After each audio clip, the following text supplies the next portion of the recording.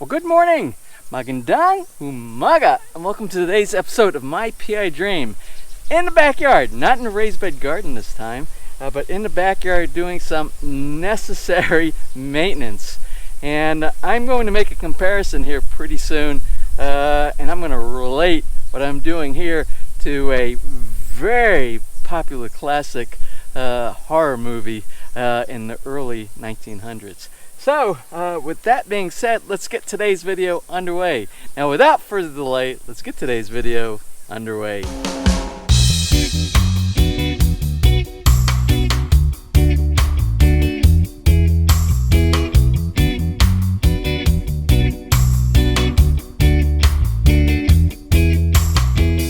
Well, the sun is really strong here today in Lipa in the Philippines. And I got to tell you, I need to take a break because I've been working all morning on doing some mulching. We're going to talk a little bit about the mulching that I'm doing this morning in just a moment. But as I said in the intro this morning about a classic novel and what ended up being a classic movie done many times. I don't know if you remember Mary Shelley's novel. She wrote a book called Frankenstein. Did you know Mary Shelley was only 20 years old when she published, when that book got published in, I believe it was January of 1818.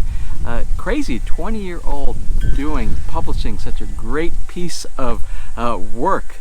Very great literature. Anyway, it's become the basis of many a story and many a movie in all the years thereafter. Well, we're not here to talk about movies, we're not here to talk about novels. What we're here to talk about this morning is about weeds.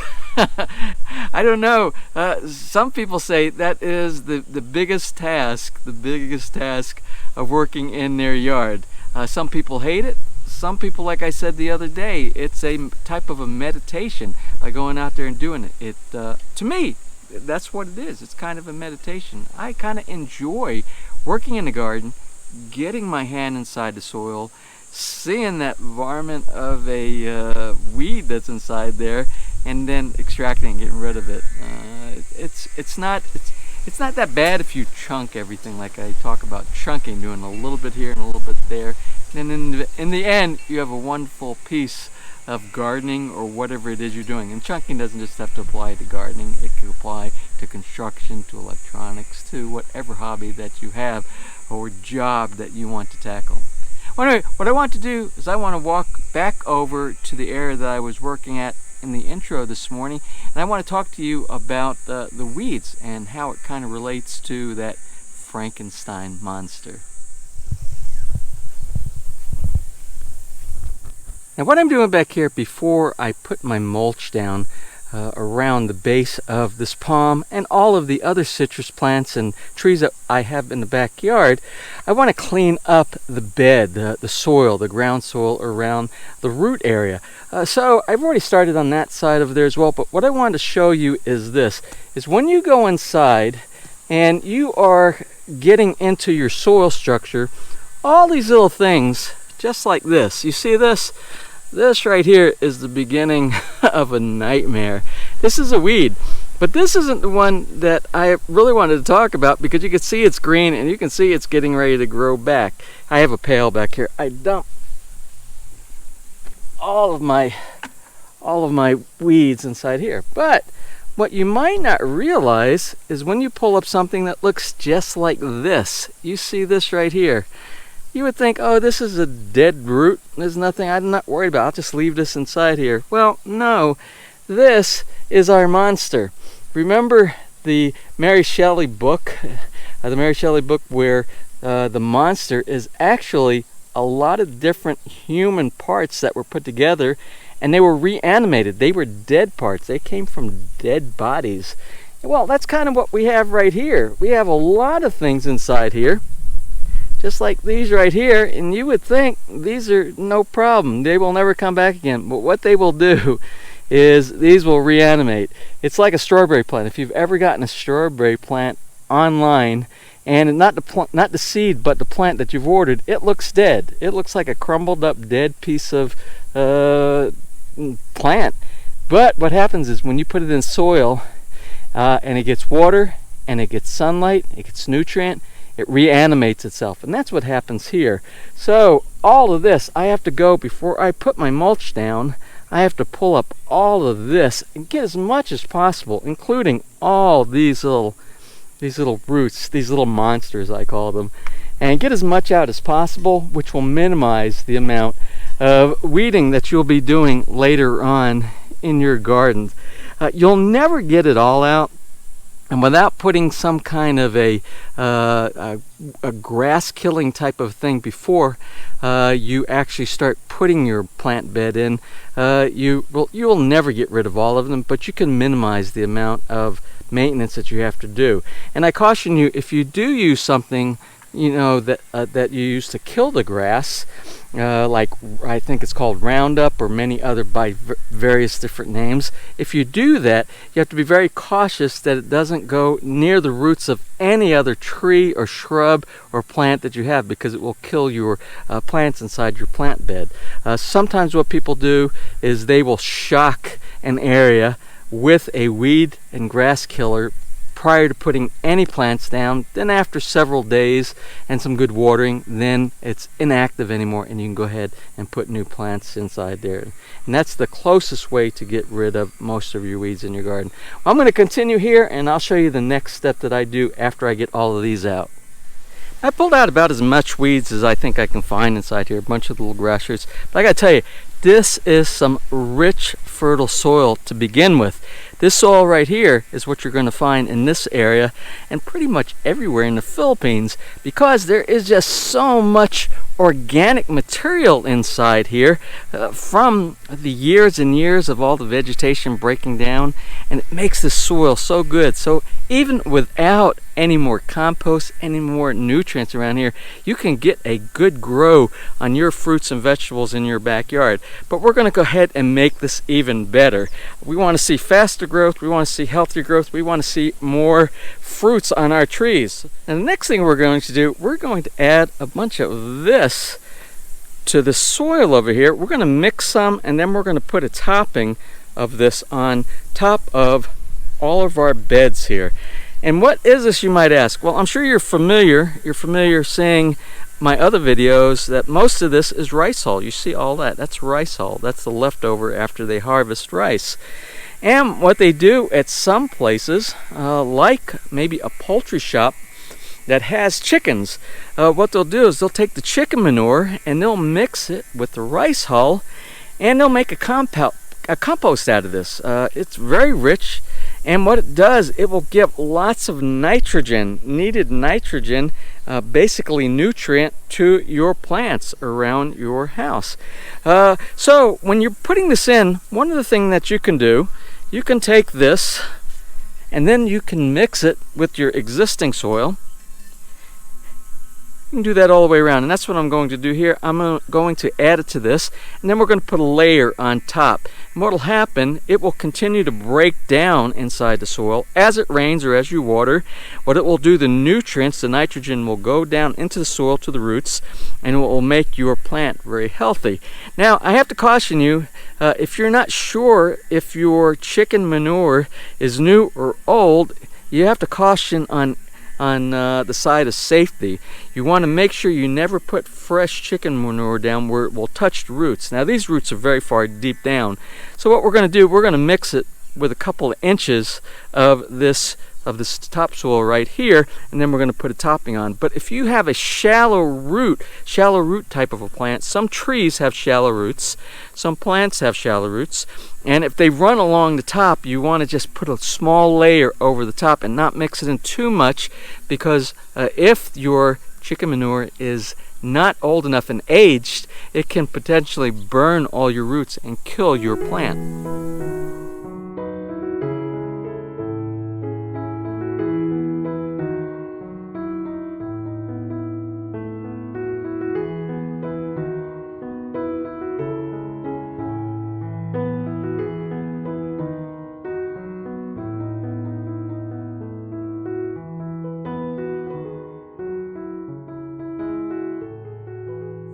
Now I've already done this for about a dozen of the trees here in the backyard. You can see that all of these were done, and what I've been working on all morning here, and I'm going to continue doing the rest of them. Then what I want to do is, because I have enough of the mulching material, to go ahead and add it into this area right here before we start adding plants when the quarantine lifts and we can get out to the landscape nurseries and I can get some nice plants for this area right here. So let me go ahead and get that done, knock all of this work out of the way so I can relax for the remainder of the afternoon.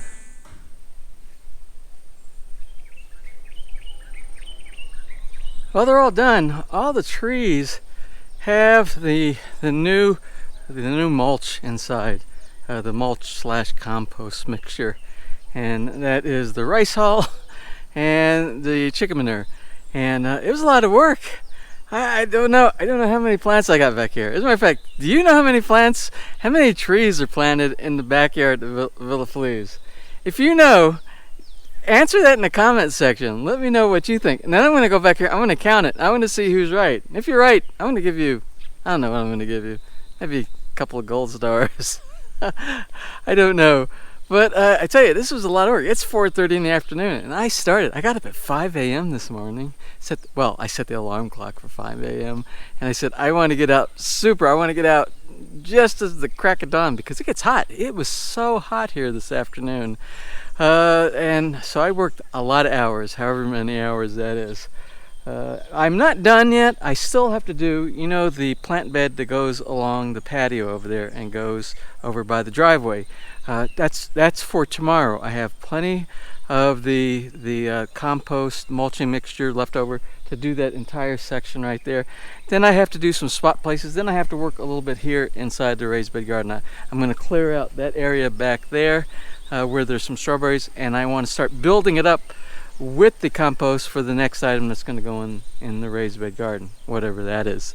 Oh, I want to show you something that's really exciting. Actually, I have a couple of things. You know how excited I get when I find new growth. Well, anyway, remember we did the James and the Beanstalk thing the other day, and we were looking. Well, I had one right here. Ness said we're cooking beans tonight. Do you have any inside garden? So I took this one down and we cooked that last night. She made it with always a mixture of like bacon and other little bacon and the green bean, the pole bean, and onions and something like that. It was really good, really good. But then I noticed again, we have another one growing right here.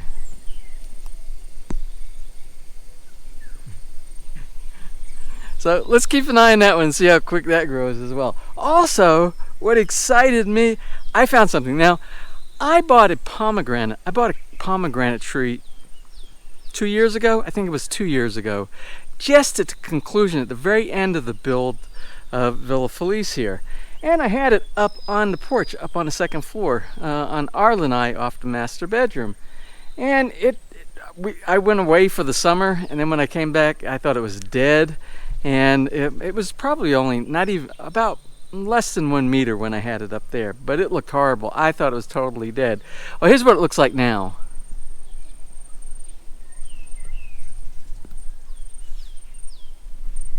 So when it used to be up on the lanai, I was getting flowers. Like, I'll show you what the flowers kind of look like.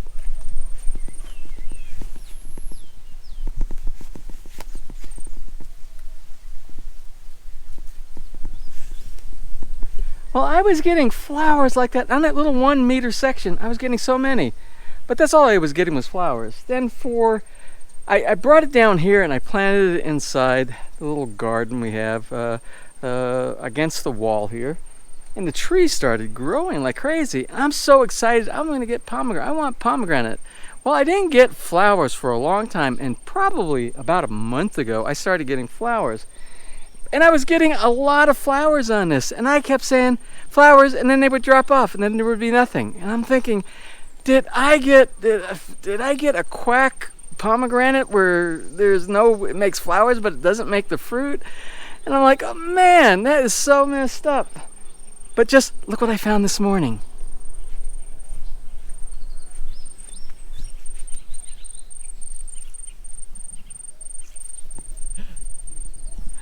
So That one and the one I showed you earlier on the bottom, I think that's going to be another fruit. So that is the first fruit of this tree. We should have a pomegranate party.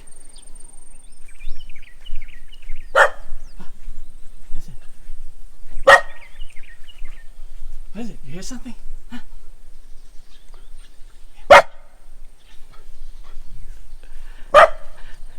That's how she hears the birds flying around the backyard sound. Hey, everybody. Did you have a good day today? Huh? Well, that's about it for today. I feel like I got a lot accomplished today. And tomorrow is just a continuation, again, doing just a different area. But I know the plants are going to really love having this new nutrient inside the soil. And I expect to see some really big growth, spurts of growth in a lot of the plants once everything takes in. So I'm going to say in about 2 weeks, we should really start noticing some differences in a lot of the plants back here in the backyard. Well, that's about it for today. I hope you enjoyed today's video, and I hope you are staying safe, doing your social distancing, and doing everything to keep your family away from this nasty virus. So I'm going to call it for today. If you enjoyed today's video, please give us a thumbs up, please share, and if you have not subscribed, just click on that little MPID dream heart in the bottom right hand side of your screen. You will be subscribed and you will be notified the next time I upload a new video. So until such time, you have a wonderful and blessed day.